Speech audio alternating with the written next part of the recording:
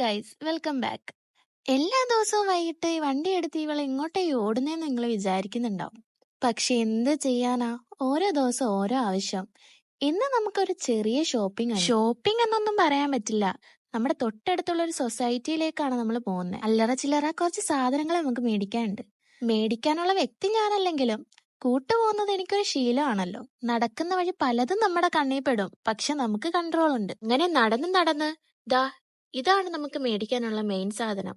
ഇത് കുറെ നാൾ മുമ്പ് ഞാൻ ഉപയോഗിച്ചിട്ടുണ്ടെങ്കിലും ഇപ്പോഴാണ് ഞാനിത് വീണ്ടും കാണുന്നത്. അപ്പോഴാണ് വേറൊരു സാധനം എന്റെ കണ്ണിൽ പെട്ടത്. കോൾഗേറ്റ് ഫ്രീ കിട്ടുന്നൊരു ഹെയർ ഓയിൽ ഞാൻ ആദ്യമായിട്ടാണ് കാണുന്നത്. ഇത്ര കൺട്രോൾ ചെയ്താലും പിന്നെയും പിന്നെയും നമ്മൾ ആ സെക്ഷനിലേക്ക് മാത്രം എന്തുകൊണ്ടാണ് പോകുന്നതെന്ന് എനിക്കറിയില്ല. പലത് വന്ന് പോയപ്പോഴും അവള് പിടിച്ചു നിന്നു, പക്ഷെ മഞ്ജിന്റെ മുമ്പിൽ അവള് വീണു.